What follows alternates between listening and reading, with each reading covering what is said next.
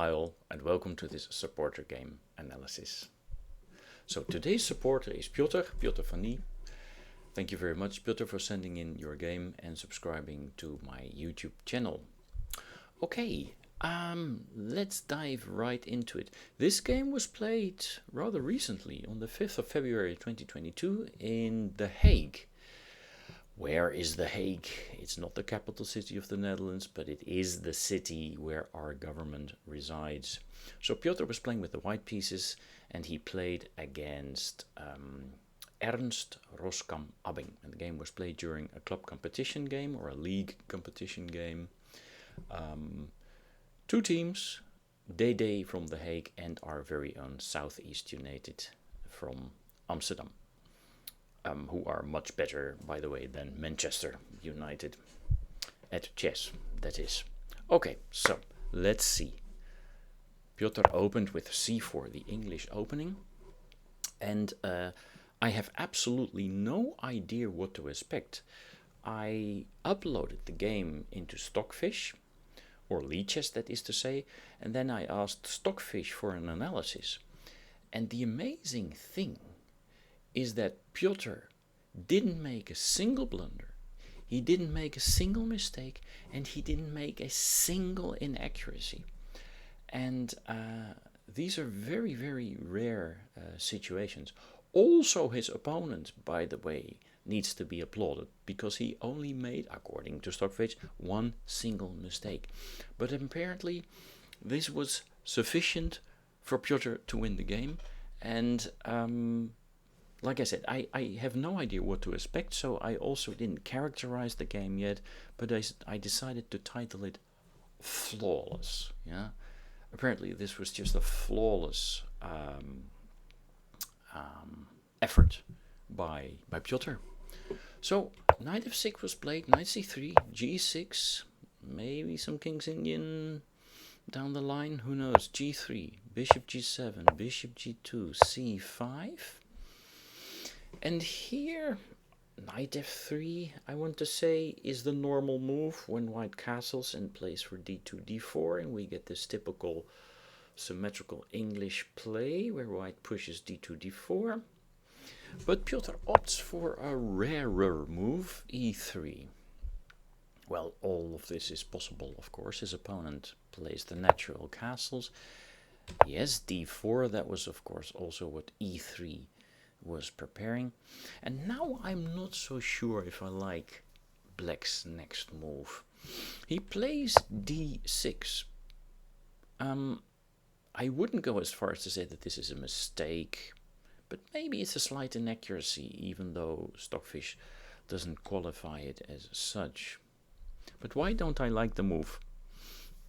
I think that when there is a center pawn on d4 and there is a flank pawn on c5 awaiting the arrival of the center pawn, it normally makes sense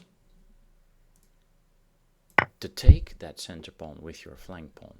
And then of course the idea is to recapture with the pawn and not with the queen, because then the queen, you know, the queen would be in the line of fire from the bishop, and also this bishop would be looking at his own pawn. That would not be ideal. So then normally you would continue like this and then try and play against this pawn with such moves. Now in this case knight c6 is not a good move, because then you might be confronted with an immediate d4, d5. So normally black would like to first put his pawn on d5 so as to stop this pawn dead in its tracks, but for the moment that's not possible, of course.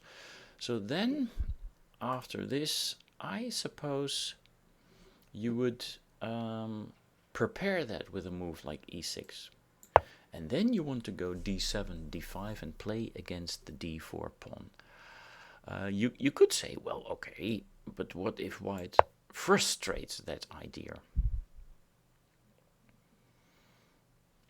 Then I think it's very good just to take. And white needs to be careful that he's not opening up the position too soon. Black has already castled, the e-file is completely open, and white's king is still sitting in the center. Now, okay, let's say white recaptures with the pawn. Here I think black already has quite an excellent position. He could, for instance, give the check and play moves like d7, d6 and have an equal game. So I don't like this way of playing for white.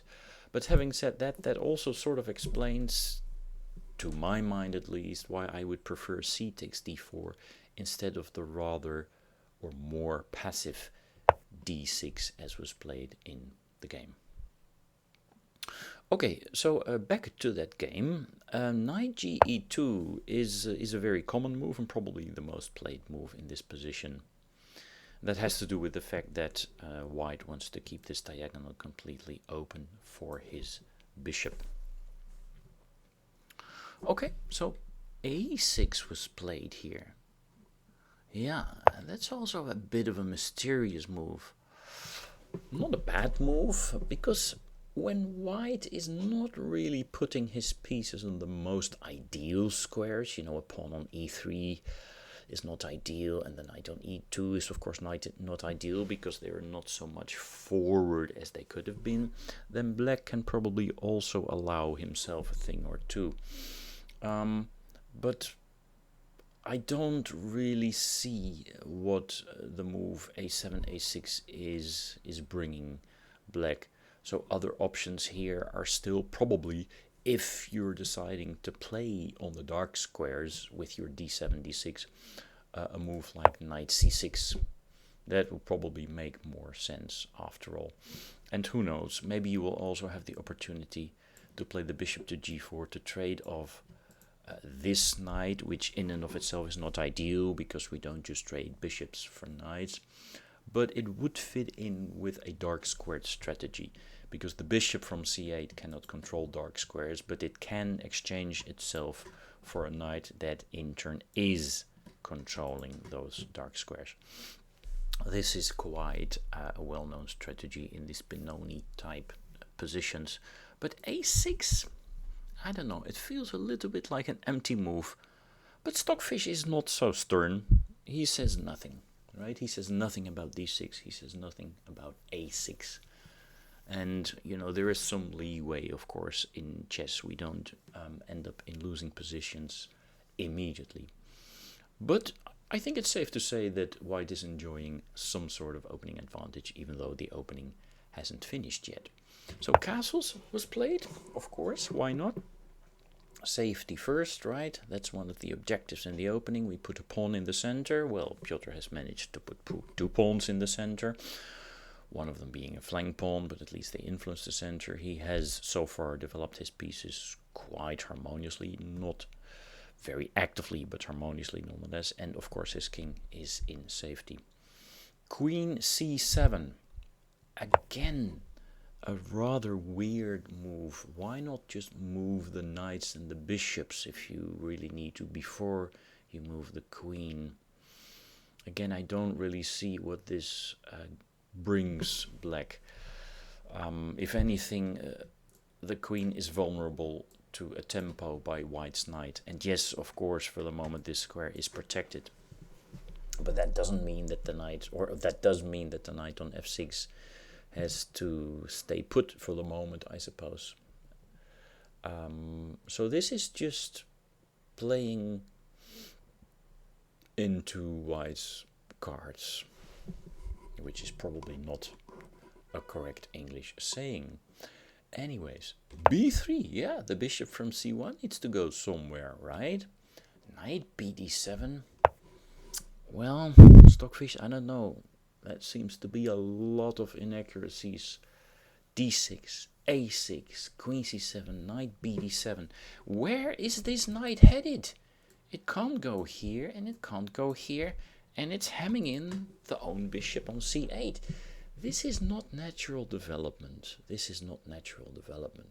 But if you see your opponent play these, I would like to call them inaccurate moves, then just take the luxury of making healthy moves, and then who knows, your opponent will trip up himself later even more. Trip up is what I wanted to say, not trip up. Okay. Bishop b2, yes, of course. We need to realize, of course, that the bishop is unprotected, and that the bishop on g7 is protected. So if there is ever some sort of tactical vis-a-vis, then this is normally to black's advantage, but for the moment there are still 3 pieces in between those 2 bishops, but you know, things happen very quickly in chess. So where this is concerned, white needs to be a little bit prudent, but so far so good. And then rook b8.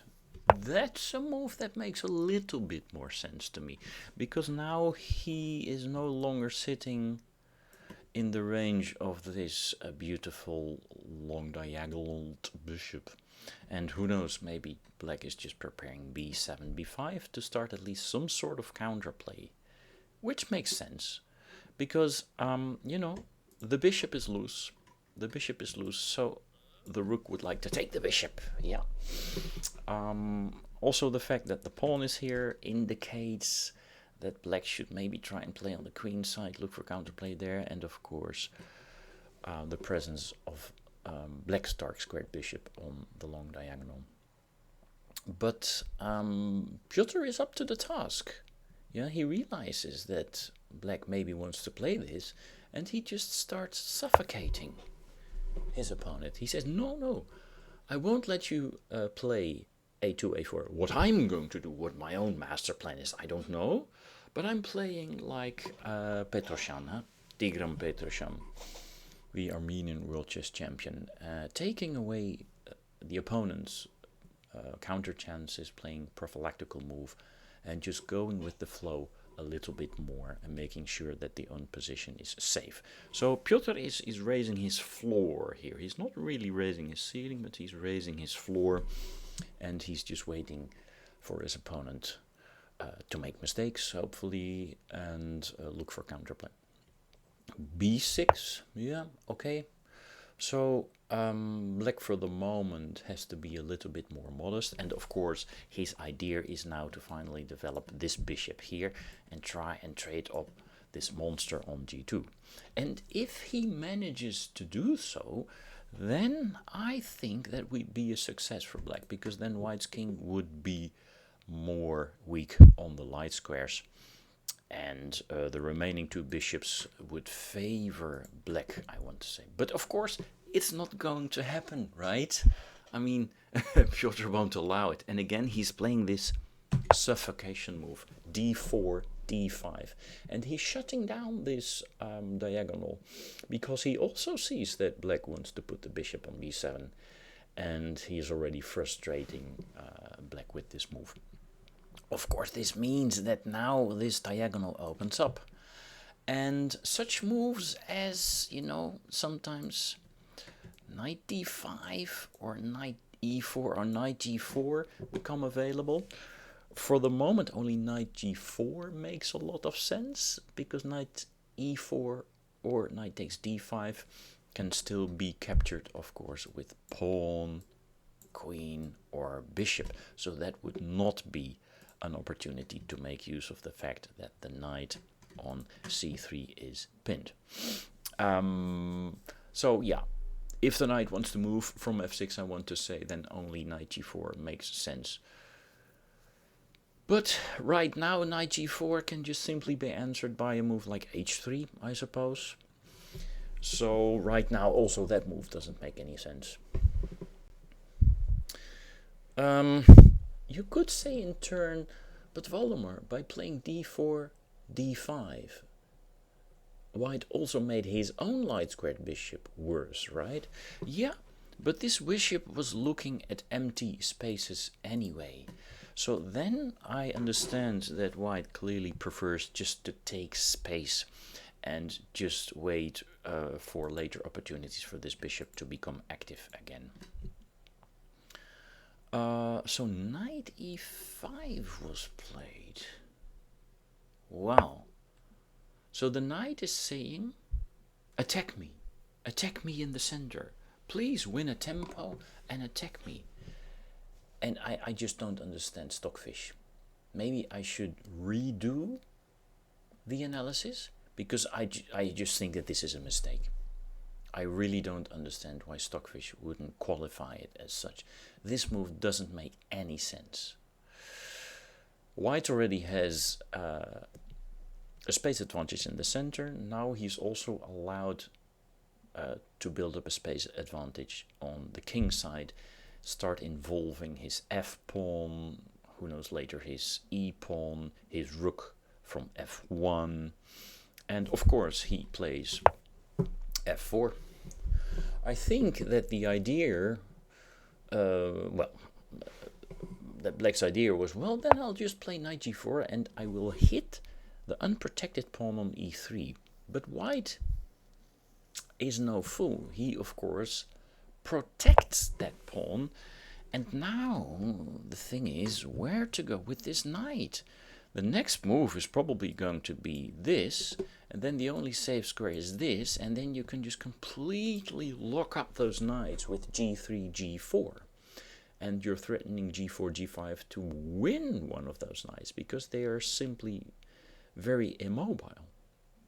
Of course, Black can then sacrifice a piece for 2 pawns, but that's already in the category of desperation. Yeah. So after queen d2, White has a distinct advantage. Another advantage of queen d2 is that it protects the unprotected bishop on b2, and whereas Black's position is deteriorating, White is just simply improving his position move by move. e6 is now played. Oh dear. Oh dear. I don't know. Well, there is trouble. You know, there is trouble here on g4. I think this is the main characteristic of the position. The knight is a target to the pawn. It can be hit by a piece of lesser value, the pawn from h2 to h3 in one move. These things are incredibly important. And by the way, this is a move that Stockfish qualifies as a mistake. Well, what should he have played then? I think you need to be worried about the position of those knights, and you have to play some sort of safety move. Either you retreat the knight already, or maybe this move makes more sense. Yeah. At least then, after h3, you can drop back the knight, and there is no g3, g4. Yeah. This is how we play chess. We just look for vulnerabilities. And I think in this regard, the Black player still has to learn a thing or two. Piotr, on the other hand, he sees that Black plays e7, e6 does not address the issue of the knight on g4. Instead tries to attack White on a square where he is incredibly strong, so he doesn't need to react. d5 is not a target at all. So White has his hands free just to continue chasing those knights. h3. The only safe square not to lose a piece is h6. And yeah, g4, as predicted. Now, what to do? What to do? I think you need to move the knight from f6, otherwise you'll just be forked. And then after g5, you still have the f5 square to go to. So yeah, he plays knight e8, but it's clear that White is already winning. According to Stockfish, it is plus 4.5. Now, again, this is very nice. If Piotr is too fast and he plays g5, then the knight jumps to freedom. And there are still some holes now, huh? There's some weaknesses here in White's camp, and after e4, the knight could jump back, but even more importantly, it can jump into the center square. So before attacking the knight, White first plays e3, e4, taking away this emergency exit. Oh, sorry, excuse me. He plays e4, taking away this emergency exit from the knight, completely suffocating Black here. Now g5 is a definite threat, winning that knight. Let's see how Black tries to deal with that. He could play a move like f6 to vacate the f7 square for the knight, or a move like king h8 to vacate the g8 square. Both are, of course, very poor moves. But let's just see what happens here after f6, and let's take a sip of our coffee in the meantime. The problem with f7, f6 is, of course, that in turn it weakens the d6 pawn. So one strategic way to play for white, and just leave the knight on the rim for now, you don't have to play g4, g5 here, doesn't make so much sense, is just to take this pawn and open up the semi-open file here against those weaknesses on the d file. Of course, black would recapture, but now the bishop is a target on e6. This looks like a very nice move. The bishop can now go back. Can he? Well, if the bishop goes back, yeah, if the bishop goes back to f7, then g5 can be taken by the f pawn.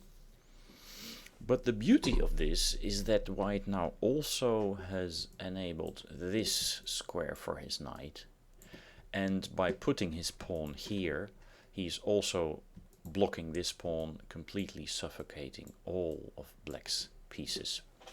This is just a horrible position. I think we can safely assume that white has an overwhelming positional advantage here, so that would be one way to play after f6. If black goes king h8, then I'm not so sure. I suppose you could play this move, but maybe you don't want to lose that flexibility in your pawn chain, because it only makes sense to chase the knight when there's something to be gained, right? Of course, the knight now is on g8, but there are some possibilities for the knight to improve itself. So why push the knight to greener pastures? Probably not the idea.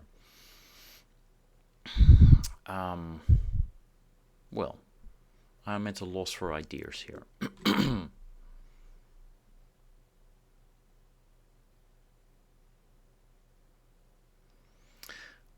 Maybe one idea is to play e5. Then let's see what happens here, just to try and open up the position, huh?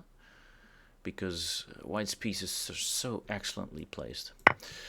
One idea is that now you're also looking at this knight, keeping the bishop honest, so bishop e5 is impossible. But of course you have to ask yourself what happens after queen. Yeah. Knight d1, knight d1, look at that. That is just completely killing black on those dark squares. This just seems to be winning. Yeah. Note that if the queen goes back, you can now take this knight. Isn't that beautiful? Isn't that beautiful? Yeah. So these positions, they look complicated, you know, and they look positional because they start from d2, d4 openings, and they look closed, but chess, 99% of the time, is just about concrete tactics, huh? So this is a very interesting idea, this e5, to play after king h8. Yeah. Okay. Back to the game, yeah, where Piotr played e4, taking away the emergency exit from the knight, and black decided to deal with the threat by playing f7, f5. That's possible, absolutely. But of course, again, it weakens the e6 square. Now, one logical way to play, I think, would be to open up this d file, pull the bishop to e6, attack the bishop again, and just start opening up all those highways into black's position. And here black would be forced to take like this, and then g5. And black also has a horrible pawn structure, you know, because after knight f7, the computer doesn't want me to play knight f7. That's weird. Okay. We can see that white has 2 pawn islands against black's 1, 2, 3. And all those pawns here are weaknesses, and still his pieces are horribly placed. So again, quite an easy win here. Probably knight d5, hitting that queen on c7. Didn't I tell you so? Knight d5, hitting that queen on d7, starting to exchange of remaining black's good pieces, which are the bishop here and the bishop here probably. And white will just end up with much the better pieces and much the better pawn structure. Completely winning position here. Yeah. However, after f5, Piotr didn't go about it in that way. He changed the move order slightly. Maybe it doesn't make much of a difference. He started with g5. Knight f7 is forced. Yeah, and then he played this, and then he played this, and then he played... but now the difference is that... Yeah, the difference is that here the bishop can recapture and the pawn doesn't have to recapture. So now instead of black having a weak pawn on the f-file, white has a weak pawn on the f-file. That is to say, both sides have weak pawns on the f-file. But these structural considerations are still not the most important ones, I think. I think it still has to do with the fact that white clearly has superior pieces, and that the weaknesses on the d-file are much more relevant than the weaknesses on the f-file. Yeah, so how does he go about it? Knight d5, yes, winning this beautiful tempo, and also bringing the knight dangerously close to black's king. He can now check the king in 2 ways. The queen went to d8. Now he decided to take away this defender of the king. So instead of black exchanging light squared bishops, white now manages to exchange of dark squared bishops, which is a very good thing, because now all those dark squares around black's king are just incredibly weak. If knight g7, then maybe already knight f6 check, or knight g3 are very good follow-ups. But he decides to take here with the king. Probably knight g7 was better anyway, because now the king is just vulnerable also to a queen check on the long diagonal. Yeah, a queen check immediately doesn't bring white much. So again, Piotr is very patiently, and he first strengthens the attack by bringing in yet another piece. And he has this luxury because black cannot keep up with him doing the exact same thing. What he wants to do is only give a check to the king with queen c3 or queen b2 when the king has to go, and he can immediately follow it up with knight e7. For the moment he cannot follow it up with knight e7 because the queen is still protecting e7. So what does he do first? He plays rook a e1, which already indirectly starts defending that e7 checking square. And then all that he needs to do is open up the e-file, and he will do so, or in doing so he will gain a tempo against that black bishop on f5 as well. So basically he's just trembling on black's pieces and position here. So rook a e1, excellent move. Maybe black should see it coming, but black didn't see it coming. I mean, I think it's too late anyway. b7, b5 has nothing to do with the price of rice in China. Knight g3, opening up the e-file, hitting the bishop. B takes c4. Completely oblivious to what Piotr's plan is. And after knight c3, it's just game over. It's just game over. The queen cannot be taken. Anything you interpose will be taken. That's just a piece. And if the king moves away to the only available square, then Piotr can just execute his plan. Knight e7 wins the queen. That's it. What can we say? Okay. Yes, flawless game by Piotr. We must say he didn't have to jump through hoops to win this game, because the opponent was making, well, lots of inaccuracies, to be honest. and was quite oblivious to what was happening to him in the end. But hey, nonetheless, that's how we win games. We don't make mistakes, our opponent makes mistakes, and we just punish them. So, excellent, yeah? Not a single accuracy mistake or blunder from White. Okay, I think that's it for this supporter game analysis. You know the drill, SLC, subscribe, like and comment. And if you also want your game video analyzed on my YouTube channel, then you know what to do. Please subscribe to the channel and just send me a PGN, a complete PGN file of your game. You can also do that by uploading a game to Lichess and then sending me the game link from Lichess. Okay, thanks for your attention and we'll see you in the next video. Bye.